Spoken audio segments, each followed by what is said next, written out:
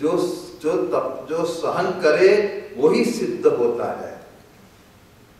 जीवन में छोटी मोटी बातों में कंप्लेन नहीं करना है, चुप लगा के सहन कर लो और आगे बढ़ जाओ, काम बढ़िया हो जाएगा।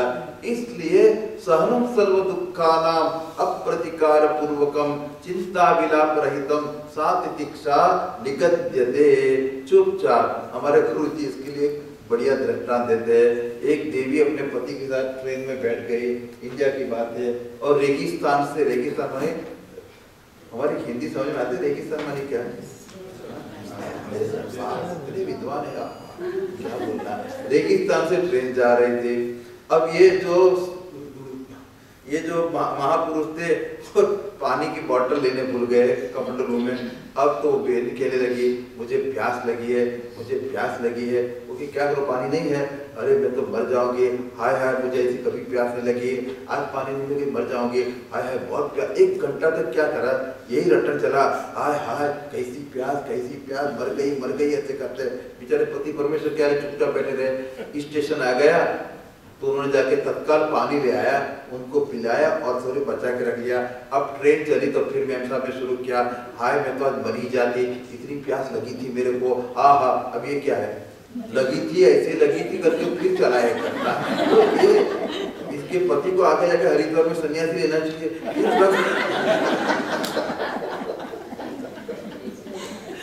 तो भैया थोड़ा सहन कर लो। हमारे गुरुजी कहते थे भूख सहन करने की आदत डालो जीवन में, तरस सहन करने की आदत डालो, थोड़ी गर्मी सहन करो। मैंने अमेरिका के लोगों को देखा, जरा स्प्रिंग में एक दिन 90 टेम्परेचर हो गया, सब क्या एसी भी चालू हो गया। अरे भाई कल तक तुम हीटर चलाते थे, अभी एसी चालू हो गया, थोड़ा तो सहन करो। एक कोई सहन करने की आदत ही नहीं, सबके सब छुई मुई बोलते जाते। छुई मुई मालूम है ना, एक टच मी नॉट प्लांट होता है ना, उसको हम लोग हिंदी में छुई मुई कहते हैं। छुई और मुई इस प्रकार के लजामी नहीं होना चाहिए, थोड़े सहन करने की आदत डालनी चाहिए। इस प्रकार ये भी धर्म है। और कहते हैं शम, इंद्रियों का, मन का नियंत्रण शम है, मनोनिग्रह शम, और दमः इंद्रिय निग्रह। ये नहीं अपना इंद्रिय जो सामने आ जाए उसमें मुंह मार दिया, ये बात गलत है। अपनी इंद्रियों को रोको। एकादशी के दिन आज अन्न नहीं खाएंगे, मन होता है रोकते नहीं, आज नहीं खाना है, क्यों, एकादशी किया है। तो इंद्रियों को रोकने की आदत रखो, मन को रोकने की आदत बनानी चाहिए। और आगे कहते हैं सत्य, जो सत्य है उसको बोलो। एक बात यह है, आप लोग समझ लेना, जो बोले वो सत्य हो या जो भी सत्य है उसको हम बोले, जो भी सत्य है उसको बोलेंगे तो क्या होगा मालूम है आपका बॉस बेवकूफ है, आपको लगता है, और है ही, उसने बेवकूफी का काम किया, और आपने उनको बता दिया कि वहां तो पिक्चर में 3 इडियट है, you are the 4th idiot, you can tell. तो यार वो जितना सत्य है नहीं बोलना है, पर जो बोलो वो क्या है, सत्य है। वृषा बदन त्यागे न, झूठ कभी ना बोले। इस प्रकार से इसको you to analyse all this values anyway.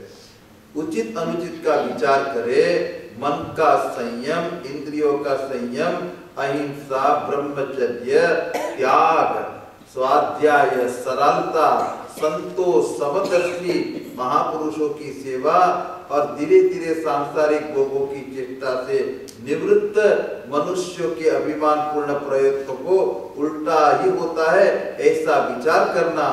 मौन, देखो मौन कहाँ का ना रहना। जब भगवान की पूजा करते हो मौन रहो, भोजन करते हो मौन रहो, कथा में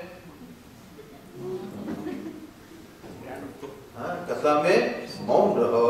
अच्छा वहां एक ही वक्त ठीक है, सबको बोलने की जरूरत नहीं है, कथा में मौन रहो। इस प्रकार से लघु शंका इत्यादि करते मौन। शास्त्र में कई जगह है मौन का। अपने से बड़े बैठे हो तो अपनी वाणी को चुप करके रखना चाहिए। वाक इंद्रिय को ये रोकने की शक्ति है, इसको कहते हैं वाक तपस कहते हैं। इंग्लिश में मैं कह सकता हूँ इसका अर्थ है मीन व्हाट यू से व्हाट यू मीन। बहुत important, I can go on and on. बहुत है इसमें तो, अब हम छोड़ते जाते हैं। आत्मचिंतन करे, प्राणियों को अन्नादि यथा योग्य विभाजन करे, उनमें से विशेष करके मनुष्य में अपने आत्मा तथा इष्ट देव का भाव करे, संतों के परम आश्रय भगवान श्री कृष्ण के नाम गुण क्रिया का संकीर्तन करे और स्मरण करे, उनकी सेवा पूजा करे।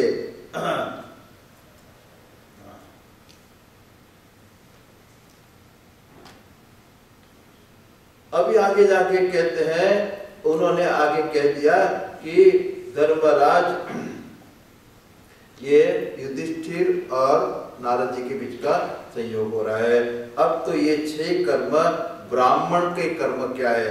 अध्ययन करे, अध्यापन करावे, पढ़े और पढ़ाए, दान भी ले और दान करे, यज्ञ करे और याजन कराए, ये ब्राह्मण कर्म है। अब ये सब में बहुत जाऊंगा तो कथा पूरी नहीं होगी, इसलिए मैं थोड़ा थोड़ा आगे आगे जल्दी बढ़ने वाला हूँ। अब यहाँ कहा है कि क्षत्रिय का धर्म क्या है, वैश्य का धर्म क्या है, शूद्र का धर्म क्या है, सबके लिए श्रम दम तप शौच संतोष ये ब्राह्मण के हैं, जिसके हृदय में उत्साह बना रहता है, धीरता, वीरता, तेजस्विता, त्याग एक क्षत्रिय के लक्षण है। देवता, गुरु, भगवान के प्रति भक्ति, और ये है आस्तिकता, उद्योगशीलता, व्यवहार में निपुणता, ये वैश्य के लक्षण है। और सबके सामने विनम्र रहना, पवित्रता से, और स्वामी के सामने निष्कपट सेवा करना, ये हो जाएगा शुद्ध धर्म। इस प्रकार से उन्होंने कहा कि स्त्री धर्म भी बताते हैं। स्त्रीणाम च पति देवानाम, स्त्री पति की सेवा करना चाहिए, उनके अनुकूल रहना चाहिए। तो भारतीय संप्रदाय में यह है कि पति के प्रति आदर होना चाहिए, सम्मान की भावना होनी चाहिए। इसलिए हमारे यहाँ थोड़ा उम्र में फर्क भी रखते हैं, ये समान नहीं कर देते हैं, थोड़ा आदर हो उनका। इस प्रकार का साध्वी स्त्रियों को चाहिए कि घर को बिल्कुल स्वस्थ रखे। और ये भी कहा है स्वयं च मंडिता, घर में रहे और ये जो अलंकार युक्त रहे। श्रृंगार और अलंकार में फर्क है। हमारे यहाँ लिखा है स्त्रियों को कभी ये जो मंगल चिन्ह, मंगल सूत्र इत्यादि के बिना नहीं रहना चाहिए। नित्यम परिपृष्ट परिच्छदा, यह बात क्या है, स्त्रियों को सच धज के रहना चाहिए। मैंने देखा कई स्त्रियों को घर में तो बिल वो क्या पहनती, ऊपर से नीचे तक क्या होता है वो क्या बोलते गाउन, 12 बजे तक वो पहन के सब घर का काम करते हैं और फिर 1 बजे तैयार होकर बाजार जाती है। तो भाई पति तो बेचारा यही रूप देखता है, मानी उसको जब देखना है अपने मैम साहब को बाजार में जाए देखने के लिए, यही हो गया ना। तो भाई इनका जो श्रृंगार है अपने पति के सामने हमेशा इससे श्रृंगारित होके रहना। स्वयं च मंडिता, ये तो लक्ष्मी रूपिणी है और उसको भी, उसका भी आदर करना चाहिए। ये सब बातें बताइए, मैं अमेरिका में बात कर रहा हूँ, मुझे मालूम है। इस प्रकार से उन्होंने कहा, एक बात बहुत भागवत की बता बनाई है, ब्राह्मण क्षत्रिय वैश्य शूद्र का जहां जिनमें जो लक्षण दिख जाए वही वो है, ये बात बताया है। यस्य य लक्षणम प्रोक्तम पुंसो वर्णा विव्यंजकम यदन्यत्रापि दृश्येत तत्तेनैव विनिर्दिश्येत। इस बात को बहुत, इस श्लोक में बहुत शास्त्रार्थ हुआ है।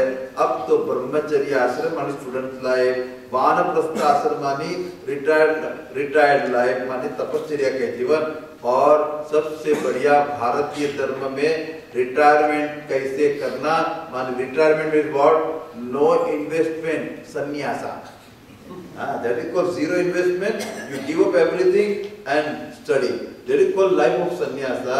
They also talk about it. अगर कभी टाइम मिलेगा आपको इसकी अच्छी बात सुनाएंगे। अब तो प्रहलाद जी को एक दिन दत्तात्रेय जी मिल गए और प्रहलाद जी बोलने में बहुत वो ढीठ थे। उन्होंने कह दिया दत्तात्रेय को, आप तो कोई उद्योग तो करते नहीं है और पैसा कमाते नहीं है, और कमाए वही अच्छा खाए, आप इतना शरीर मोटा तगड़ा आपका कैसा है, ऐसे पूछ दिया को दत्तात्रेय जी महाराज को।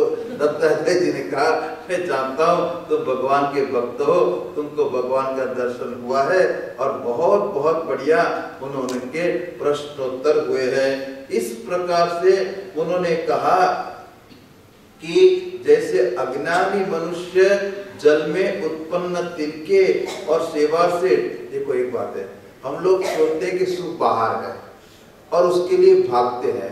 और एक आदमी को बहुत प्यास लगी थी और बाजू में थोड़ा पानी था, उसमें सेवा मानी, उसको क्या कहते हैं, कुछ लग गया था उस पे, अलगा इत्यादि, वो ढक गया था और नीचे निर्मल पानी वो दिखता नहीं था, और दूर का मृग जल है उसको सच्चा पानी मांग के भाग रहा था। ऐसे अपने अंदर आत्मा के रूप में आनंद है, उसको न पहचान कर हम विषय में सुख को ढूंढ रहे हैं। हमको एक बचपन की कथा महात्मा ने सुनाई थी, हमको याद आ रही है, आप लोग को सुना दे। एक बार एक रानी अपना जो हार था ना, बहुत बढ़िया तो हीरे का हार, वो पहन के ऊपर गए, अगासी जिसको कहते हैं, ऊपर जाके टेरेस में स्नान करने लगी, अपना वो नेकलेस निकाल के रख दिया। एक चील ने देखा, समड़ी ने देखा, उसने उसको कुछ खाना मिला समझ के उठा लिया और जाके दूर ले गई और एक ऊंचे वृक्ष पर जाके बैठ गई, और उसने खाना चाहा, हीरा माने को कौन खा सकता है, ये तो बोला बिल्कुल बेकार चीज में उठा के लाए, वहीं छोड़ दिया वृक्ष के ऊपर। अब वो वृक्ष के नीचे एक तालाब था, तालाब के अंदर ऊपर रुका हुआ वो रत्न का हार का प्रतिबिंब पड़े, तो जो भी यात्री वो रास्ते से आए वो प्रतिबिंब पानी के अंदर दिखे, तो माने कि ये हार जो है रत्नों का पानी के भीतर है, डुबकी मारे हार न मिले, डुबकी मारे हार न मिले। अब तो कहावत हो गई, दिखता है पर मिलता नहीं है, अंदर है ऐसा दिखता है पर मिलता नहीं है। एक सज्जन जो वेदांत पढ़ के गए थे, वो जानते थे जो जहां दिखता है वहां नहीं होता है। ये मृगजल जहां दिखता है वहां नहीं होता है, वो अन्य जगह पे ही होता है। इसलिए सुख जगत में दिखता है आत्मा में। इस प्रकार से उन्होंने तो नीचे देखा जल में और पट करके ऊपर देखा, और उनको क्या मिल गया, हार मिल गया।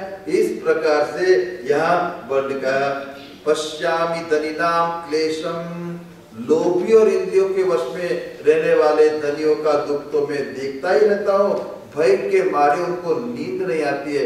मैंने बम्बे के शेठ को देखा था, उसके घर के बगल वाले फ्लैट में वहाँ इनकम टैक्स की रेड पड़ गई, वो है ना रेड पड़ गई, तो बाजू में रेड पड़ी, तो ये शेठ में भी काला गंदा तो पहुंचता है, तो थर थर कांपता था। मैंने देखा वो थर थर कांपे कि कहीं हमारे घर में रेड ना पड़ जाए, है ना। ये बॉम्बे में सब दो प्रकार की लक्ष्मी होती है, एक तो राम, दूसरी श्याम, है ना। Black and white, okay, understand. जिनको बहुत धन का, जिनको धन के लोभी है, वो सब जगह डरते रहते हैं। उनको तो राजा से डर है, कहीं सरकार को मालूम न पड़ जाए हमारा पैसा नहीं ले जाए। चोर का डर है, शत्रु का डर है, अपने स्वजन का भी डर है, और डरते कि पशु पक्षी से डरते हैं। एक बड़ा शेठ था मारवाड़ी, और कहीं पानी पीने के लिए बैठ गया, और उसने अपनी जो टोकरी पोटली थी उसमें पैसा भर रखा था, और वहाँ एक गधा आ गया है, तो गधा ने सोचा उसको कुछ खाने का है, तो पूरी की पूरी पोटली खा गए, सबके सब रुपये उसके पेट में चले गए। अब तो वो ऐसी छाती पीट के रोए, और फिर गधे का पेट कटवाया, कुछ मिला नहीं, सब बच गया था पैसा। इस प्रकार से उनको तो पशु पक्षी से डर है, ये मांगने वाले से डर है, काल से डर है, यहाँ तक कि कहीं मैं भूल न कर बैठूं, अधिक खर्च न कर बैठूं, उसका भी डर रहता है उसको, अपने से ही डरते हैं। मैंने एक भाई को पूछा कि तुम क्यों चिंता करते हो कि वर्षा हो रही है, मेरी पत्नी बाजार में गई, बाहर गई है, इसलिए मुझे चिंता है। तो आ जाएगी, कहीं दुकान के पास खड़ी रह जाएगी। मैंने कहा कि बस यही तो चिंता है, वो